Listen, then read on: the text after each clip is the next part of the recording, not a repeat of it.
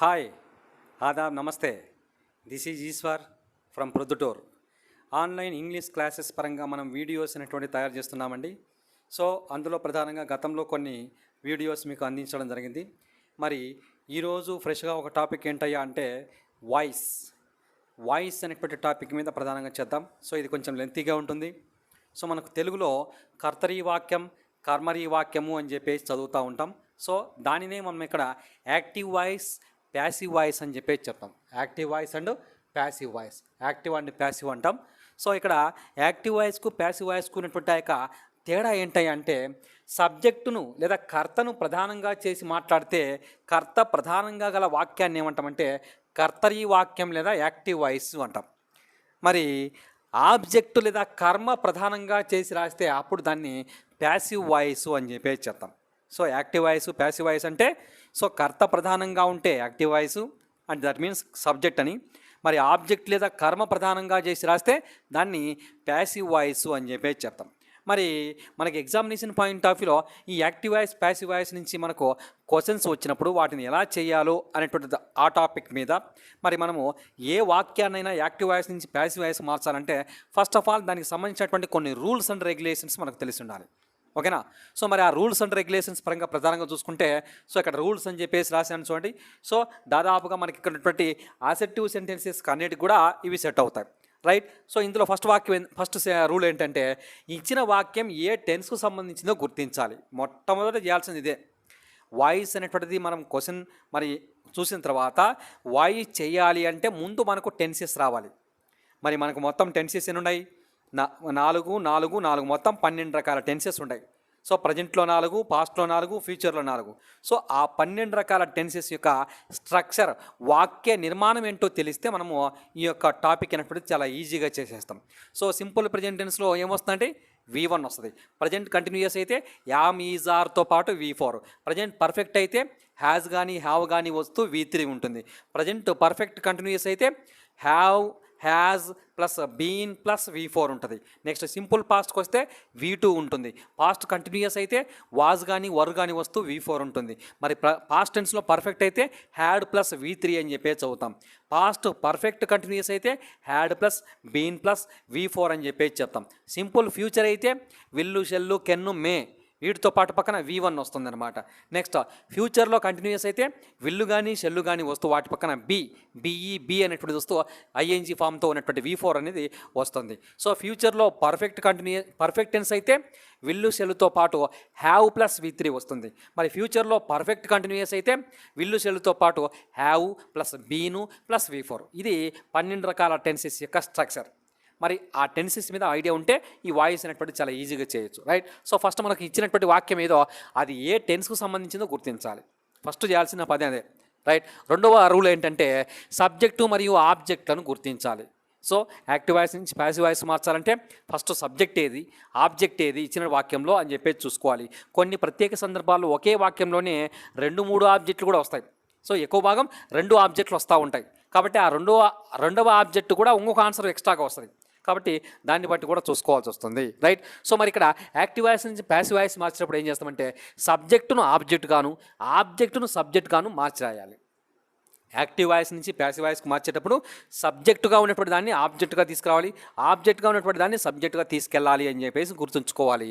Next ఆ తర్వాత మరి నెక్స్ట్ 4వ పాయింట్ చూస్తే డబుల్ ఆబ్జెక్ట్స్ ఉన్నట్లయితే 2 విధానాలుగా లేదా సమాధానాలు వస్తాయి. 2 సమాధానాలు వస్తాయి డబుల్ ఆబ్జెక్ట్స్ ఉంటే. సో ఆబ్జెక్ట్లు అనేటువంటి 2 ఉన్నాయనుకో మరి 2కు 2 ఆన్సర్స్ అనేటువంటివి రాయబడతాయి. ఓకేనా? నెక్స్ట్ ఆ తర్వాత యాక్టివ్ వాయిస్ నుంచి ప్యాసివ్ వాయిస్కి మార్చేటప్పుడు లేదా రాసేటప్పుడు సో ప్యాసివ్ వాయిస్లో సబ్జెక్ట్ రాసిన వెంటనే ఏం చేయాలంటే ఆ టెన్స్కు సంబంధించినటువంటి తగిన హెల్పింగ్ వర్బ్ను రాస్తాం. తగినటువంటి హెల్పింగ్ వర్బ్ అది మనము ఎలా రాస్తామంటే ఆ టెన్స్ ఏదైతే టెన్స్ ఉంటుందో ఆ టెన్స్కు సరిపోయేటువంటి హెల్పింగ్ వర్బ్ మాత్రమే రాయాలి. హెల్పింగ్ వర్బ్ లేకుండా అసలు ప్యాసివ్ వాయిస్ ఉండదు. మరి యాక్టివ్ వాయిస్లో అయినా కానీ హెల్పింగ్ వర్బ్ లేకుండా రాస్తామేమో కానీ ప్యాసివ్ వాయిస్లో హెల్పింగ్ వర్బ్ లేకుండా అసలు వాక్యాలే ఉండవు. ఓకేనా? సో తగినటువంటి హెల్పింగ్ వర్బ్ను రాయాలి. నెక్స్ట్ హెల్పింగ్ వర్బ్ తర్వాత కొన్ని పదాలు కొన్ని టెన్సెస్లో వస్తూ ఉంటాయి. వాటి పరంగా స్పెషల్గా కొన్ని పదాలు చూస్తూ ఉంటాం. అటువంటివి ఏంటయ్యా అంటే కంటిన్యూయస్ టెన్స్ అయితే బీయింగ్ అని వస్తుంది. కంటిన్యూస్ టెన్స్లో ఎక్స్ట్రా పదం ఏమొస్తుందండి, బీయింగ్ అనేది వస్తుంది. పర్ఫెక్ట్ టెన్స్ అయితే బీన్ అనేటువంటి పదం ఎక్స్ట్రాగా వస్తుంది. మరి ప్యూర్ మోడల్ యాక్సిలరీస్ ఏవైతే విల్లు, షెల్లు, కెన్ను, మే, వాటి వీటి రూపాలు వుడ్డు, షుడ్డు, కుడ్డు, మైట్. సో వాటి తర్వాత బి అనేటువంటి పదము చూస్తూ ఉంటాము. సో అవి ఎలా ఉంటాయో ఫర్దర్గా వచ్చేటువంటి ఎగ్జాంపుల్స్ చూస్తే మీకు అర్థమవుతాయి, రైట్. అలాగే ప్యాసివ్ వాయిస్లో హెల్పింగ్ వర్బ్ తర్వాత తప్పనిసరిగా వర్బ్ యొక్క V3 రూపంలోనే వర్బును రాయాలి.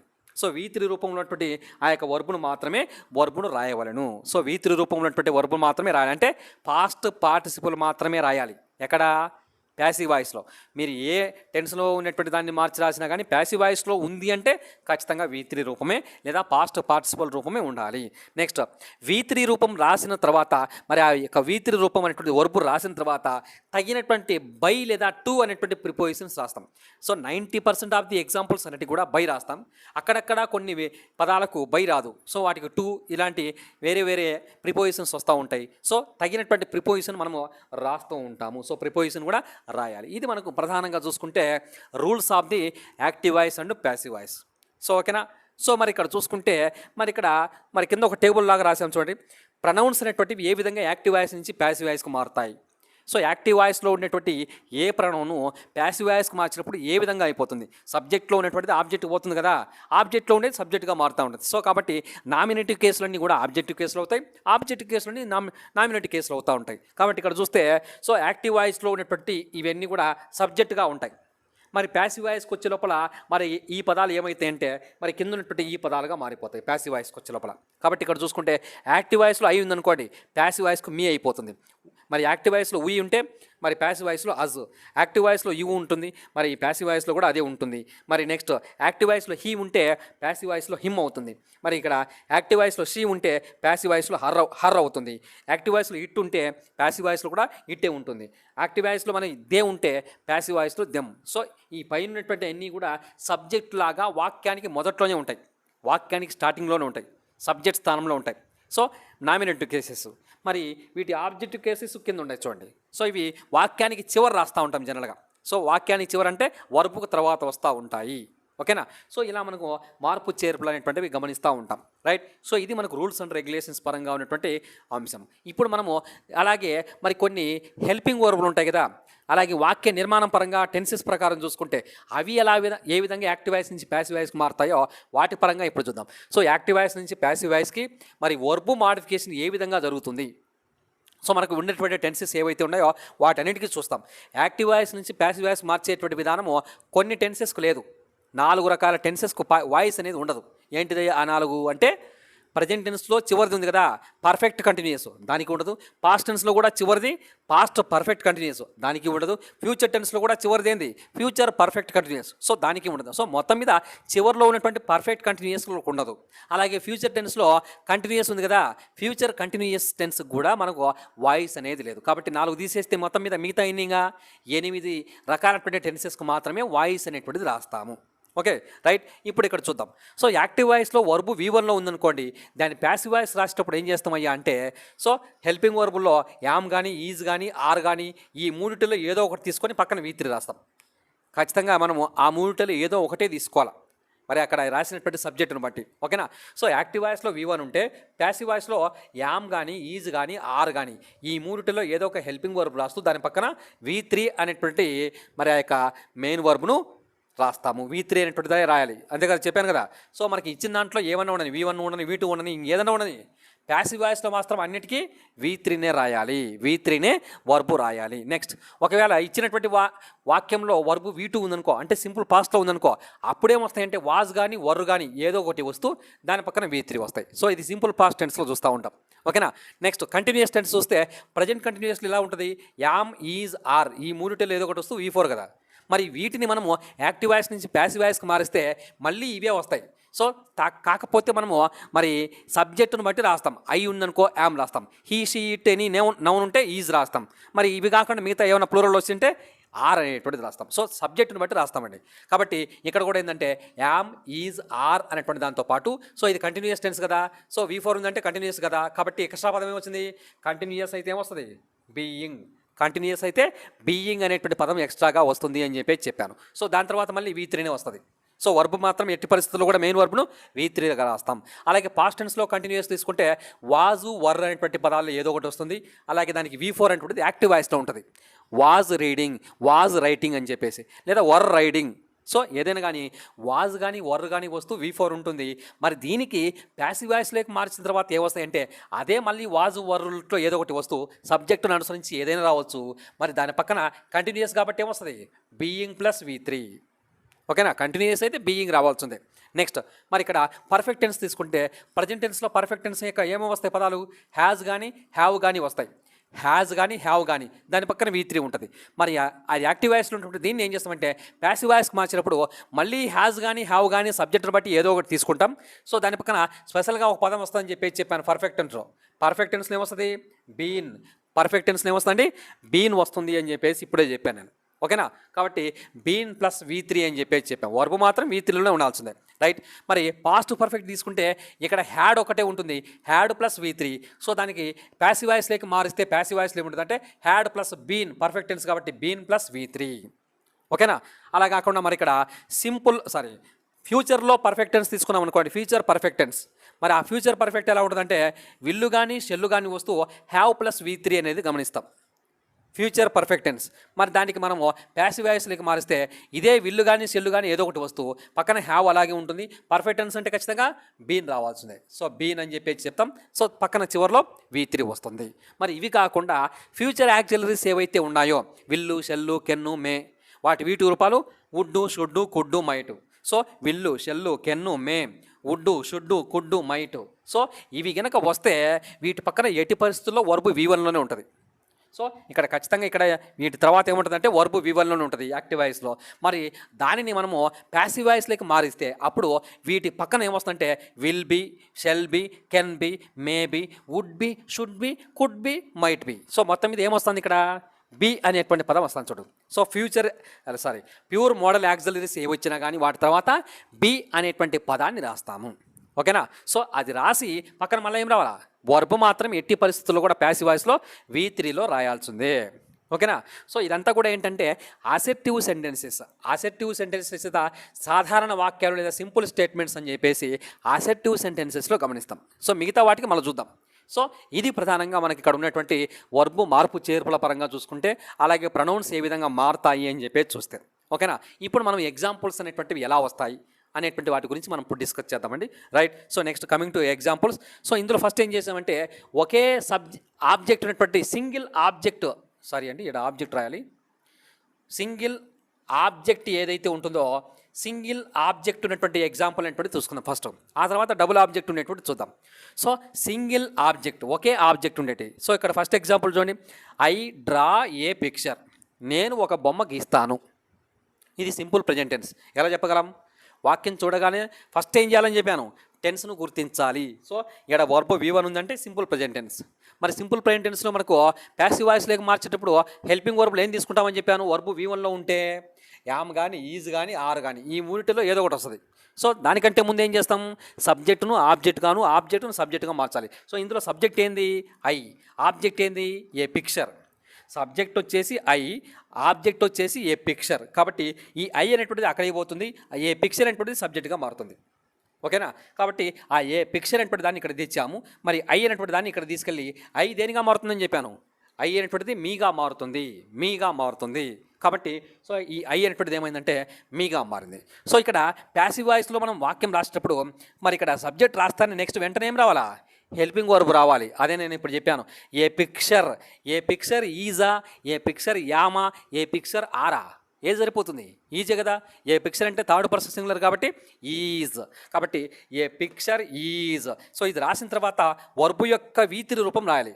డ్రా అనేటువంటి మెయిన్ వర్బ్, దానికి V3 ఏంది డ్రా V1, దానికి V2 ఏంటంటే డ్రీవ్, దానికి V3 ఏంది డ్రాన్ DRAWN. కాబట్టి a picture is drawn by మీ. ఖచ్చితంగా మనం ఈ V3 రాసిన తర్వాత బై రాయాలి. సో 90% ఆఫ్ ది ఎగ్జాంపుల్స్ అన్ని కూడా బైయే వస్తుంది. అక్కడక్కడ కొన్ని పదాలకు మాత్రమే బై కాకుండా వేరేటి వస్తాయి. సో అవి వచ్చినప్పుడు చూద్దాం, right. So a picture is drawn by me. So దీనికి తెలుగులో ఒకసారి అర్థం చేసుకుంటే ఐ డ్రా ఏ పిక్చర్, నేను ఒక బొమ్మ గీస్తాను. సో దానికి ప్యాసివ్ వాయిస్లో రాసినటువంటి ఈ యొక్క సెంటెన్స్ యొక్క మీనింగ్ ఏంటంటే ఏ పిక్చర్ ఈజ్ డ్రాన్ బై మీ, నా చేత ఒక బొమ్మ గీయబడుతుంది. రెండొకటేనా కదా, రెండొకటేనా కాదా? సో నేను ఒక బొమ్మ గీస్తాను, కర్త ప్రధానంగా చేసి రాశాం. ఒక బొమ్మ నా చేత గీయబడుతుంది, కర్మను ప్రధానంగా చేసుకొని ఆబ్జెక్ట్ను ప్రధానంగా చేసుకొని రాశాం. సో కర్తను ప్రధానంగా చేసుకొని రాస్తే యాక్టివ్ వాయిస్, కర్మ లేదా మరి ఆబ్జెక్ట్ను ప్రధానంగా చేసుకొని రాస్తే ప్యాసివ్ వాయిస్ అంటాం. సో ఇలా మనకు ప్రతి ఎగ్జాంపుల్ కూడా రాయబడుతుంది. Next coming to second example చూడండి. సో ఇదేంటంటే I am drawing a picture.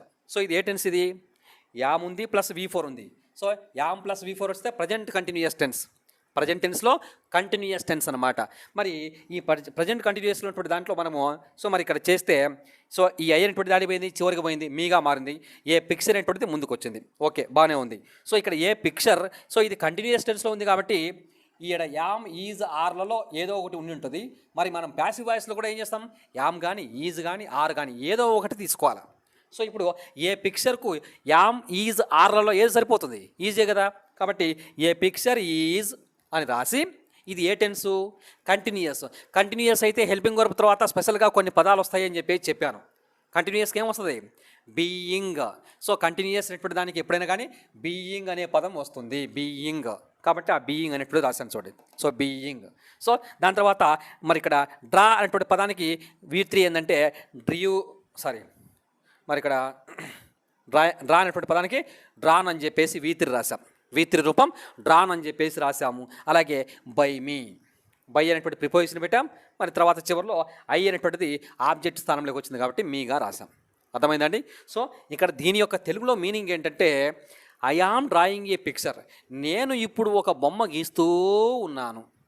దాన్ని మనం ప్యాసివ్ వాయిస్లో చెప్పినప్పుడు ఎలా ఉంటుందంటే ఒక బొమ్మ నా చేత ఇప్పుడు గీయబడుతూ ఉన్నది.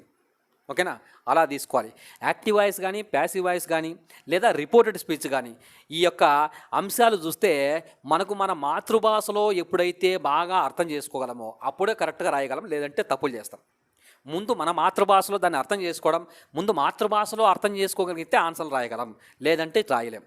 అర్థమైందండి. సో ముందు మన యొక్క మాతృభాషలో దాని యొక్క మీనింగ్ అనేటువంటిది ఫుల్ ఫ్లెజ్డ్గా మనకు అర్థం కావాలి. ఓకేనా. So this is about second example. Next coming to ఇటు సైడ్ మరొక 2 ఎగ్జాంపుల్స్ రాశాను చూడండి. I have drawn a picture.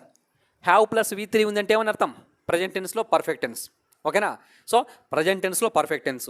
So I అనేటువంటిది అవతలికి పోతే మీ అయింది, ఆడ ఏ పిక్చర్ అనేటువంటిది ఇక్కడ తెచ్చాం. సో ఇక్కడ రాస్తూ ఏ పిక్చర్ అయిన దాని తర్వాత హ్యాజ్ అని చెప్పేసి రాశాను. ఎందుకు హ్యాజ్ రాశాను, ఏ పిక్చర్ అనేటువంటి third person singular. Third person singular అన్నిటికీ పర్ఫెక్ట్ టెన్స్లో ఏమొస్తుంది, హ్యాజ్ అనేది వస్తుంది. ఓకేనా. థర్డ్ పర్సన్ సింగులర్ అన్నిటికి కూడా హ్యాజ్ అనేటువంటిది మాత్రమే రాస్తాము. ఒకవేళ మరి ప్లూరల్లో ఏదైనా పదం లేదా ఐ అనేటువంటి దానికి ఏంటంటే హ్యావ్ వచ్చిండేది కాబట్టి సో హ్యాజ్ రాశాను. పర్ఫెక్ట్ టెన్స్లో ఖచ్చితంగా స్పెషల్గా ఏ పదం వస్తుంది, బీన్ అనే పదం ఖచ్చితంగా రావాలి. కాబట్టి a picture has been drawn, already V3 పైన ఉంది. సో అది పైన ఏమన్నా ఉండని ప్యాసివ్ వాయిస్లో మాత్రం V3 రాయాలి. కాబట్టి డ్రాన్ బై మీ. సో ఇక్కడ దీని యొక్క అర్థం తీసుకుంటే I have drawn a picture, నేను ఇప్పుడే ఒక బొమ్మ గీశాను, జస్ట్ కొంతసేపు ముందే. సో పర్ఫెక్ట్ టెన్స్ అంటే అదే కదా, ఇప్పుడే, ఈ మధ్యనే, ఇటీవలే అని చెప్పేసి చెప్పడం. మరి దీనికి ప్యాసివ్ వాయిస్ ఉన్నటువంటి దానికి a picture has been drawn by me అంటే ఒక బొమ్మ ఇప్పుడే నా చేత గీయబడినది అని అర్థం. ఓకేనా. సో అలా తీసుకోవాలి. నెక్స్ట్ 4వ ఎగ్జాంపుల్ చూద్దాం. 4వ ఎగ్జాంపుల్ చూస్తే I Drew A picture. Drawn. Drew అంటే ఏంది, V2 ఇక్కడ. సో ఇక్కడ డ్రూ అంటే ఏంటంటే ఇది V2. సో V2 ఇది. మరి V2 అంటే ఏ టెన్స్, సింపుల్ పాస్ట్ టెన్స్. మరి సింపుల్ పాస్ట్ టెన్స్లో V2 వస్తే మరి ప్యాసివ్ వాయిస్ రాసినప్పుడు వాజ్ కానీ వర్ కానీ తీసుకుంటాం సబ్జెక్టును బట్టి. మరి ఇక్కడ ఐ అనేటువంటిది అవతలి పోతే మీ అయింది, ఏ పిక్చర్ అనేటువంటి దీనికి వస్తే సో ఇక్కడ ఏ పిక్చర్తో రాసాం. ఏ పిక్చర్ అనేటువంటి దానికి వాజ్ రాస్తామా వర్ రాస్తామా, సింగులరే కదా అది. కాబట్టి ఏ పిక్చర్ వాజ్. కాబట్టి a picture was drawn by me. A picture was drawn by me. So దీనికి తెలుగులో మీనింగ్ చూడండి. ఐ డ్రూ ఏ పిక్చర్, నేను ఒక బొమ్మ గీశాను, పాస్ట్ టెన్స్ కదా. మరి దానికి ప్యాసివ్ వాయిస్ చూస్తే a picture was drawn by me అంటే ఒక బొమ్మ నా చేత గీయబడినది, ఆల్రెడీ అయిపోయింది, పాస్ట్ టెన్స్. సో ఇలా చెబుతూ ఉంటామండి. రైట్, ఓకేనా. ఓకే అండి. సో నెక్స్ట్ తర్వాత ఎగ్జాంపుల్ చూద్దాం. So 5th example. ఓకేనా. I was drawing a picture. So ఇదే టెన్సు, వాజ్ వచ్చింది, V4 వచ్చింది. వాజ్ ప్లస్ V4 వచ్చిందంటే ఏ టెన్స్, ఇంకా పాస్ట్ టెన్స్లో కంటిన్యూయస్. పాస్ట్ టెన్స్లో కంటిన్యూస్. సో దీన్ని ఏం చేసామంటే మరి యాక్టివ్ వాయిస్ నుంచి ప్యాసివ్ వాయిస్ మారుస్తున్నాం. సో ఇచ్చినటువంటి వాక్యం యాక్టివ్ వాయిస్ అండి ఇది. సో దీన్ని మనం ప్యాసివ్ వాయిస్లోకి మారుస్తున్నాం. సో ఐ అనేటువంటిది మీగా మారింది. ఏ పిక్చర్ అనేటువంటిది సబ్జెక్ట్గా మార్చాం. సబ్జెక్టు ఆబ్జెక్ట్ గాను, ఆబ్జెక్ట్ను సబ్జెక్ట్గా మార్చి రాసాం. ఓకేనా. మరి ఇలా ఏ పిక్చర్ అనేటువంటిది రాసిన తర్వాత ఇది పాస్ట్ కంటిన్యూస్లో ఉంది కదా, పాస్ట్ కంటిన్యూస్లో ఉంది దాన్ని మనము వాయిస్ చేంజ్ చేసినప్పుడు అదే టెన్స్లోనే రాయాలి. సో ఇప్పుడు ఏ పిక్చర్కు వాజ్ కరెక్టా, వర్ కరెక్టా? వాజే కదా. సో ఏ పిక్చర్ అనేటువంటి సింగులరే.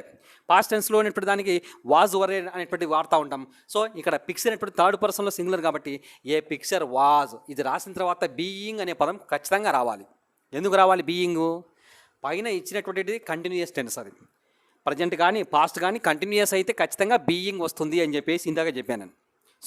So a picture was being అని రాసి మెయిన్ వర్బ్ని ఏం రాయాలా? ఎప్పుడైనా కానీ V3నే రాయాలా. ప్యాసివ్ వాయిస్లో ఎప్పుడైనా V3నే. సో డ్రా అనేటువంటి దానికి డ్రాన్ బై మీ. ఓకేనా. సో ఇది పాస్ట్ టెన్స్లో కంటిన్యూయస్ టెన్స్. నెక్స్ట్ అదే పాస్ట్ టెన్స్లో పర్ఫెక్ట్ టెన్స్ రాస్తే చూడండి, I had drawn a picture. I had drawn a picture. So I అనేటువంటిది ఆబ్జెక్ట్గా మారిస్తే మీ అయింది, ఏ పిక్చర్ అనేటువంటిది సబ్జెక్ట్గా ఇక్కడ తీసుకొచ్చాం. సో ఇక్కడ హ్యాడ్ అనేటువంటిది ఉంది. మరి పాస్ట్ టెన్స్లో ఉండేది ఒకటే పొసెసివ్ పదం, హ్యాడ్ ఒకటే. ప్రజెంట్ టెన్స్లో అయితే హ్యాజ్, హ్యావ్ అని రెండు ఉంటాయి. ఇక్కడ మాత్రం అన్నిటికీ ఒకటే కాబట్టి హ్యాడే రాస్తాం. సో ఇక్కడ పర్ఫెక్ట్ టెన్స్ ఖచ్చితంగా స్పెషల్గా ఒక పదం వస్తుంది, అది బీన్. కంటిన్యూయస్ అయితే బీయింగు, పర్ఫెక్ట్ టెన్స్ అయితే బీన్ అనే పదాలు వస్తాయి. కంటిన్యూయస్ అయితే బీయింగు, పర్ఫెక్ట్ టెన్స్ అయితే బీన్ అనే పదం వస్తుంది. కాబట్టి హ్యాడ్ బీన్ డ్రాన్ బై మీ. ఓకేనా. నెక్స్ట్ ఆ తర్వాత సింపుల్ ఫ్యూచర్ టెన్స్లో చూడండి, I shall draw A picture. నేను ఒక బొమ్మ గీయాలని అనుకుంటున్నాను భవిష్యత్తులో, లేదా రేపు గీస్తాను అనుకోండి. సో ఇక్కడ ఐ అనేటువంటిది ఇక్కడికి మీ అనేటువంటిదిగా మారింది. సో ఐ అనేటువంటిది ఏమైందండి? మీగా మారింది. అలాగే ఏ పిక్చర్ అనేటువంటిది సబ్జెక్ట్గా ఇక్కడ తీసుకొచ్చాం. సో ఇక్కడ తీసుకొచ్చిన తర్వాత ఏం చేసామంటే, సో ఇక్కడ షెల్ రాసాం. ఐ కాబట్టి షెల్ ఉంది. ఐ ఉయికి మాత్రమే షెల్ వాడతాం, రిమైనింగ్ అన్నింటికి కూడా విల్లు వాడతాము అని చెప్పేసి చెప్పాం. మరి ఇప్పుడు దీన్ని మనం ప్యాసివ్ వాయిస్ మార్చినప్పుడు ఏం చేయాలా? షెల్లు కానీ విల్లు కానీ ఏదో ఒకటి రాయాలి. సో ఇక్కడ ఏ పిక్చర్ అనేటువంటి థర్డ్ పర్సన్ సింగులర్ కాబట్టి విల్లు రాసాము ఇక్కడ. అర్థమైందా? సో ఆడ షెల్ ఉంది, ఇక్కడ రాసినప్పుడు విల్లు ఎందుకు అయిందంటే సబ్జెక్ట్ని బట్టి విల్లు అయినా షెల్ అయినా ఎట్లయినా మార్చుకోవచ్చు.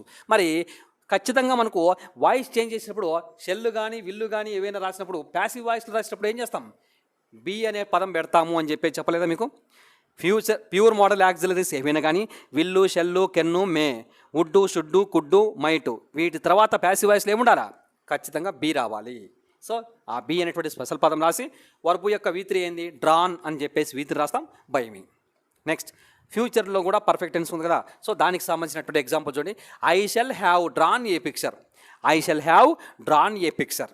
సో ఇక్కడ ఐ మీగా మారింది, ఏ పిక్చర్ అనేటువంటి స్టార్టింగ్కి వెళ్ళింది కాబట్టి సో ఇక్కడ విల్లు రాసాం. ఏ పిక్చర్ కాబట్టి థర్డ్ పర్సన్ కాబట్టి విల్లు వచ్చింది. సో హ్యావ్గానే ఉంటుంది, యాజ్ ఇట్ ఈజ్గా అలాగే రాస్తాం. సో ఇది పర్ఫెక్ట్ టెన్స్ కదా. బీన్ అనేటువంటి స్పెషల్గా ఒక పదం కనిపిస్తుంది. మరి ఆ బీన్ తర్వాత వర్బు యొక్క V3 రూపం డ్రాన్ అని చెప్పేసి రాసాం. So drawn by me. So a picture will have been drawn by me. So ఇలా మనకు టెన్సెస్ మొత్తం 12 రకాల టెన్సెస్ ఉంటే అందులో 4 రకాల టెన్సెస్ పోను, మిగతా 8 రకాల టెన్సెస్కు ఒక్కొక్క దానికి ఒక్కొక్క ఎగ్జాంపుల్గా 8 ఎగ్జాంపుల్స్ రాశాను.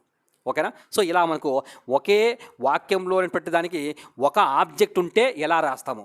ఇప్పుడు ఇక్కడ చూడండి, 2 ఎగ్జాంపుల్స్ మాత్రమే ఇక్కడ రాశాను. సో ఫర్దర్ క్లాసెస్లో ఇంకా ఎగ్జాంపుల్స్ అనేటువంటి నెక్స్ట్ క్లాస్లో చూద్దాం, నెక్స్ట్ వీడియోలో. సో ఆబ్జెక్ట్ అనేటువంటిది డబుల్ ఆబ్జెక్ట్ ఉంటే అట్లా డబుల్ ఆబ్జెక్ట్స్ అనేటువంటివి ఉంటే అప్పుడు మరి ఆన్సర్స్ 2 వస్తాయి. డబుల్ ఆబ్జెక్ట్స్ ఉంటే 2 వస్తాయి. ఇప్పుడు అవి ఎలా ఉంటాయి ఒకసారి చూద్దాం. He send them a letter.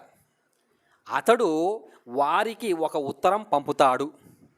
So ఇది ఏ tense? Simple present tense. Send అంటే ఏంది? ఇది V1. సెండ్ అంటే అర్థం ఏంటంటే V1 అని చెప్పి చెప్తాం. మరి V1 అంటే ఏ టెన్స్లో వస్తుంది? ఇంకా సింపుల్ ప్రజెంట్ టెన్స్. ఓకేనా. సో మొత్తం మీద టెన్స్ని ఐడెంటిఫై చేసాం, సింపుల్ ప్రజెంట్ టెన్స్. మరి ఇక్కడ దీనికి ఆన్సర్స్ ఈ దెమ్ అనేటువంటి దాన్ని తీసుకొని రాస్తే ఒక ఆన్సర్ వస్తుంది, లేదా ఏ లెటర్ అనేటువంటి తీసుకుంటే ఇంకొక ఆన్సర్ వస్తుంది. కాబట్టి 2 రకాల ఆన్సర్లు వస్తాయి. సరే వాటిని రాసేటువంటి విధానం బట్టి ఇక్కడ మీకు ఏమో 4 రాసినట్టు అనిపిస్తుంది, 4 కాదు. సో చూద్దాం ఎలా ఉంటుందో. రైట్, ఇక్కడ చూడండి, నేను ఫస్ట్ ఏం చేస్తున్నానంటే ఏ లెటర్ అనేది కదా, దీన్ని నేను ఆబ్జెక్ట్ అని చెప్పేసి దీన్ని తీసుకుంటున్నా. దీన్ని తీసుకుని ఆబ్జెక్ట్గా ఇక్కడ తీసుకొచ్చాను కాబట్టి ఏ లెటర్ అని చెప్పేసి ఇక్కడ రాశాను. మరి ఏ లెటర్ అనగానే ఇది థర్డ్ పర్సన్ సింగులర్ కాదా? అందువల్ల ఇక్కడ ఈజ్ రాస్తాం. ప్రజెంట్ టెన్స్లో ఏం రాస్తాం? ఈజే కదా. So a letter is send అనేటువంటి దానికి V3 ఏంది? హెల్పింగ్ తర్వాత V3 రాయాలి కదా. సో సెంట్ రాస్తాం. Sent. A letter is sent. ఇది ఎప్పుడైతే రాస్తామో ఇక్కడ ఎక్స్ట్రాగా ఇంకొక ఆబ్జెక్ట్ ఉంది కదా, ఎక్స్ట్రా ఆబ్జెక్ట్ను తీసుకొచ్చి ఇక్కడే రాస్తాం. ఎందుకంటే ఇక్కడ రాస్తేనే అది మనము జాగ్రత్తగా ఉంటాం. లేదంటే మళ్ళీ చివరిలో రాసామనుకో ఆడ మళ్ళీ ఒక ప్రిపోజిషన్ తగిలియాల్సి వస్తుంది. ఓకేనా. సో ఆ ఉండేటువంటి దాన్ని ఈ V3 రాస్తానే వెంటనే ఇక్కడ తీసుకొచ్చి ఇక్కడ పడేసి దాని గురించి మనం ఆలోచించకడా నెక్స్ట్ ఏం రావాలి? బై అనేటువంటిది రాసి, సో ఇక్కడ హీ అనేటువంటి దానికి ఆబ్జెక్ట్లో ఇక్కడ ఏమొస్తుంది? చివరిలో ఆబ్జెక్ట్ స్థానానికి వచ్చినప్పుడు హీ హిమ్గా మారుతుంది. షీ అయితే హర్ అయ్యేది, దే అయితే దెమ్ అయ్యేది. అర్థమైందా? అలా రాస్తాం. సో ఇలా ఒక ఆన్సర్ ఉంటుంది. ఒకవేళ మీరు కనుక ఈ దెమ్ అనేటువంటి దాన్ని కనుక మీరు చివరిలో పెట్టాలనుకున్నారనుకోండి, అప్పుడు మనము a letter is sent by him them అనకూడదు. బై హిమ్ దెమ్ము రెండు ఒకే పక్కన రావు. సో అప్పుడు ఏమైంది అంటే తేడా వస్తుంది. కాబట్టి సో ఇక కింద రాసిన చూడండి టు దెమ్ అని చెప్పేసి రాయాలి. ఈ రెండు ఆన్సర్లు ఒకటే. బ్లాకింగ్లో ఉన్నటువంటి రెండు ఆన్సర్లు కూడా ఒకటే ఆన్సర్. మీరేదో రెండు అనుకోకండి. సో దెమ్ అనేటువంటిది V3 తర్వాత పక్కనే రాస్తే ఏ ప్రిపోజిషన్ అవసరం లేదు. సో పర్సన్స్ అనేటువంటి దెమ్ అంటే ఏంది? పర్సన్సే కదా, వ్యక్తులే కదా. సో ఈ పర్సన్ సంబంధించిన పదాలు కనుక అక్కడే రాసామనుకోండి V3 తర్వాతనే వెంటనే, అప్పుడు ఏం అవసరం లేదు. కానీ మనం చివరిలో ఈ పక్క రాసామనుకోండి ఈ పదానికి లాస్ట్లో, అప్పుడు 2+ ఏదైతే ఆబ్జెక్టివ్ కేస్ ప్రొనౌన్ ఉందో ఆ ఆబ్జెక్టివ్ ప్లేస్ ప్రొనౌన్కు ముందు 2 రాయాలి. To them, to her, to me అని చెప్పేసి. ఓకేనా. సో ఇది ప్రధానంగా ఇక్కడ చూసుకుంటే, కాబట్టి ఈ రెండు కూడా ఒకటే ఆన్సరు. కాబట్టి దెమ్ అనేటువంటిది పెట్టేదాన్ని బట్టి సో ఇక్కడే పెడితే దెమ్ అని ఉంటుంది, లేదా దాన్ని తీసుకొచ్చి చివరిలో రాస్తే టు దెమ్ అని చెప్పేసి రాయాలి, వారికి అని చెప్పేసి. ఓకేనా. సో ఈ రెండు ఆన్సర్లు ఒకటే. సో ఇప్పుడు ఏం చేశానంటే ఏ లెటర్ అనేటువంటి దాంతో తీసుకుంటే ఆన్సరు వచ్చేటువంటి విధానం చూసాం. ఇప్పుడు నేను దెమ్ అనేటువంటిది ఉంది కదా, దీన్ని నేను ముందుకు తీసుకెళ్ళి సబ్జెక్ట్గా పెట్టి రాస్తున్నా. ఇప్పుడు రెండు ఆన్సర్స్ చూడండి. సో దెమ్ అనేటువంటిది, సో ఈ దెమ్ అనేటువంటి దాన్ని ముందుకు తీసుకెళ్ళి హీ అనేటువంటి దాన్ని ఇక్కడ తీసుకురాస్తాను. సో ఇప్పుడు ఇది తీసుకెళ్తాను చూడండి. ఇక్కడ ఈ రెండింటిలో ఏదైనా తీసుకోవచ్చు, కానీ అది మాత్రం ఒకటే వచ్చేది ఇట్ట. ఆ సబ్జెక్ట్ ఏంది? హీనే కదా. సో ఎక్కడ చూసినా బై హిమ్మే ఉంటుంది. బై హిమ్ ఎందుకంటే సబ్జెక్ట్ హీనే కాబట్టి. సో మనం రాసేటప్పుడు ఇక్కడ ఆబ్జెక్ట్ రెండు ఉన్నాయి కాబట్టి రెండు రకాలుగా రాస్తాం. సో ఇప్పుడు నేను దెమ్ అనేటువంటి దాన్ని తీసుకొని రాస్తాను చూడండి. దెమ్ అనేటువంటిది సబ్జెక్ట్గా వచ్చినప్పుడు ఏమైంది? దేగా అవుతుంది కదా. ఇక్కడ ఏ లెటర్ వచ్చింది కాబట్టి ఈజ్ వచ్చింది. దే అనేటువంటి దానికి ఏమొస్తుంది? Are. They are. So V3 ఏంది? వర్బుకు sent. They are sent a letter ఏదైతే ఉందో దాన్ని అట్లాగే రాస్తాం. So they are sent a letter by him అని చెప్పేసి చెప్తాం. So they are sent a letter by him. ఓకేనా. సో నెక్స్ట్ మరి అదే వాక్యాన్ని ఇక్కడ చేస్తాం చూడండి. దే ఆర్ సెంట్, అదేలేండి, no problem. They are sent a letter by him. Next అదే ఎగ్జాంపుల్ కింద మళ్ళీ రాసాం చూడండి. దే ఆర్ సెంట్ బై, ఈ లెటర్ అనేటువంటి దాన్ని ఏం చేశానంటే ఇప్పుడు నేను చివరికి తీసుకొచ్చి రాశాను. ఇందాక దెమ్ అనేటువంటి దాన్ని చివరిలో పెడితే అది సెట్ కాదు. అది సెట్ కాకుండా ఉంటే మనకి ఏం చేసాం? దానికి 2 అని చెప్పేసి పెట్టేసి 2 అనేటువంటిది రాసి మనము 2 దెమ్ అని చెప్పేసి రాసాం. కానీ ఇక్కడ చూడండి ఈ లెటర్ అనేటువంటి పదాన్ని తీసుకొచ్చి చివరిలో పెట్టామనుకో అది కింద ఎగ్జాంపుల్ చూడండి.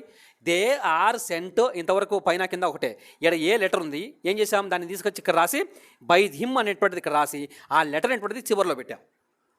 సో మరి ఇక్కడ ఏ లెటర్ అనేటువంటిది పర్సనా కాదు కదా, అది పర్సన్స్ కాదు కదా. అది పర్సన్కి సంబంధించినట్టు ఏమన్నా వస్తేనే to them, to her, to me, to us ఇలాంటివి వస్తాయి. అలా కాకుండా వ్యక్తులకు సంబంధించినటువంటి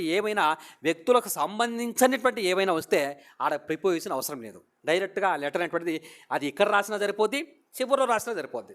అందుకే రెండు రకాల ఆన్సర్లు రాసినా చూడు. సో ఏ లెటర్ అనేటువంటిది చివరిలో రాసినా సరిపోయింది, సో V3 తర్వాత రాసినా సరిపోయింది. కానీ ఇక్కడ రాసినప్పుడు మనం స్పెషల్గా 2 రాయలే. 2 రాయకపోయినా కానీ ఎగ్జాంపుల్ అక్కడ కరెక్ట్గా అర్థం వచ్చేలాగా సరిపోతుంది. అర్థమైందా? సో మొత్తం మీద ఈ రెండు కూడా ఒకటే ఆన్సర్. పై రెండు ఒకటే ఆన్సర్, ఈ రెండు ఒకటే. సో ఇక్కడ లెటర్ అనేటువంటిది పెట్టే విధానం బట్టి రెండు రకాలుగా రాసాం. ఇక్కడ దెమ్ అనేటువంటి దాన్ని పెట్టేదాన్ని బట్టి రెండు రకాలుగా రాసాం. సో మొత్తం మీద సబ్జెక్టుగా ఏం తీసుకున్నాం? ఏ లెటర్ అనేటువంటి దాంతో ఒక ఆన్సర్ రాసాం, అలాగే దే అనేటువంటి దాన్ని తీసుకొని ఒకటి ఆన్సర్ రాసాం. సో రెండు రకాల ఆన్సర్లు వస్తాయి. అర్థమైందా? కాబట్టి ఇలా మనకు డబుల్ ఆబ్జెక్ట్స్ అనేటువంటి ఎప్పుడైతే వస్తాయో అప్పుడు రెండు రకాలుగా ఆన్సర్స్ అనేటువంటివి ఉంటాయి. సో మనకి రేపు మనకు మాస్టర్ ఏదైతే రేపు ఎగ్జామ్లో ఇస్తాడో ఆ మాస్టర్ ఇచ్చినటువంటి ఆప్షన్స్ బట్టి మనం చూసుకోవాలి. ఓకేనండి. నెక్స్ట్ మరి ఇలాంటిది మరొక ఎగ్జాంపుల్ కింద రాశాను చూడు. సో ఇక్కడ సింపుల్గా ఒక్కొక్క ఎగ్జాంపుల్తోనే క్లోజ్ చేశాను, ఎందుకంటే దాన్ని తీసుకురావడం బ్యాక్ సైడ్ పెడితే 2 రాయాలా అనేటువంటిది ఇక్కడ చెప్పాం కాబట్టి మళ్ళీ అవసరం లేదు మనకి ఇక్కడ, రైట్. సో ఇక్కడ చూడండి, సో ఇక్కడ he sent them a letter, he sent them a letter. ఇక్కడ రెండు ఒకటే, ఇక్కడ సెండ్ ఉంది, ఇక్కడ సెంట్ ఉంది. సెంట్ అంటే ఏంది, ఇక్కడ V2 అని అర్థం, అర్థమైందా. ఇది V3 కూడా అదే, సెంట్. కానీ ఇక్కడ ఇది సెంట్ అంటే V2. మరి ఇది V3 ఎందుకు కాకూడదు సార్ అంటే మీరు డౌట్ అనగచ్చు. ఎప్పుడైనా కానీ V3 అనేటువంటిది అది సింగిల్గా రాదు, దాని ముందు హ్యాజు, హ్యావ్, హ్యాడ్ ఏదో ఒకటి ఉంటేనే అప్పుడు V3 అవుతుంది, అర్థమైందా. V2 V3 కొన్ని పదాలు ఒకటే ఉంటాయి, మరి ఇది V3 కూడా అనుకోవచ్చు కదా అని మీరు డౌట్ వస్తే దీని ముందు హ్యాజు, హ్యావ్, హ్యాడ్లో ఏదో ఒకటి లేకపోతే అది ఖచ్చితంగా V2నే, అర్థమైందా. కాబట్టి అది జాగ్రత్తగా చూసుకోవాలి, రైట్. సో ఇది V2 అంటే సింపుల్ పాస్ట్ టెన్స్లో ఉంది. సో సింపుల్ పాస్ట్ టెన్స్లో ఉన్నప్పుడు మనం ఏం చేస్తామంటే ఇప్పుడు ఇక్కడ ఆబ్జెక్ట్లు ఎన్ని ఉన్నాయి, ఇక్కడ కూడా సో పైన ఉన్నటువంటి దాంట్లో ఇక్కడ మళ్ళీ రాశాను, టెన్స్ మార్చాను. సో ఏ లెటర్తో ఆన్సర్ రాశాను చూడండి, ఏ లెటర్ సింగులర్ కాబట్టి వాజ్ రాశాను, ఆడ సింగులర్ కాబట్టి ఈజ్ ఉంది, ప్రజెంట్ టెన్స్ కాబట్టి, ఇక్కడ పాస్ట్ టెన్స్ కాబట్టి వాజ్ వచ్చింది. A letter was sent to them అనేటువంటిది ఇక్కడే పెట్టాను, బై హిమ్. ఒకవేళ దెమ్ అనేటువంటిది చివరిలో పెట్టింటే టు దెమ్ రాయాల్సి వచ్చేది, ఓకేనా. సో దాన్ని పక్కన పెట్టేద్దాం. నెక్స్ట్ మరి ఇప్పుడు దెమ్ అనేటువంటి దాన్ని తీసుకొని ఇక్కడ సబ్జెక్ట్గా పెట్టి రాస్తే దెమ్ అనేటువంటిది ఏమైతే దే అవుతుంది. సో దే వర్, ఆడ ప్రజెంట్ టెన్స్ కాబట్టి దే ఆర్ అయింది, ఇక్కడ పాస్ట్ టెన్స్ కదా కాబట్టి they were cent a letter by him, లేదా ఈ లెటర్ అనేటువంటిది చివరిలో కూడా పెట్టి రాయొచ్చు. కాబట్టి they were cent by him a letter అనేది కూడా కరెక్ట్. సో ఇలా మనకు యాక్టివ్ వాయిస్ నుంచి ప్యాసివ్ వాయిస్ మార్చేటప్పుడు సింగిల్ సబ్జెక్ట్ ఉంటే ఎలా ఉంటుంది, సబ్జెక్ట్ కాదండి, ఆబ్జెక్టు, సింగిల్ ఆబ్జెక్ట్ ఉంటే ఎలా ఉంటుంది, డబుల్ ఆబ్జెక్ట్ ఉంటే ఎలా ఉంటుంది అని చెప్పేసి రెండు రకాలుగా ఉన్నటువంటి ఆన్సర్స్ ఒక్కొక్క టెన్స్ గురించి మనం ప్రధానంగా చూసుకుంటూ ఎగ్జాంపుల్స్ ఇచ్చుకుంటూ వచ్చాం, రైట్ అండి, రైట్. సో ఇంకా మా యొక్క ఛానల్ సబ్స్క్రైబ్ చేసుకోకపోతే ఎవరైనా సబ్స్క్రైబ్ చేసుకోండి. సో ఇలాంటి ఎగ్జాంపుల్స్ మీకు టెక్స్ట్ బుక్లో కావచ్చు, మరి అక్కడక్కడ మనకు మార్కెట్లో లభించేటువంటి ఎన్నో రకాలైనటువంటి పుస్తకాల్లో కూడా ప్రాక్టీస్ అనేటువంటివి ఉంటాయి. సో అలాగే ఆఫ్లైన్ ఆన్లైన్ ఎగ్జామ్స్ కూడా మీరు ఎన్నో రాసి ఉంటారు. మరి ప్రజెంట్ లాక్డౌన్ కాలంలో చాలామంది ఆన్లైన్లో కూడా ఫ్రీగా ఎగ్జామ్స్ పెడుతున్నారు. సో అక్కడ కూడా మీరు ప్రాక్టీస్ చేసుకుంటూ ఉండొచ్చు. సో కాన్సెప్ట్ మనకు అర్థమైతే ఎన్ని ఎగ్జాంపుల్స్ రాసినా నో ప్రాబ్లం, ఓకేనా, రైట్ అండి. Thank you so much.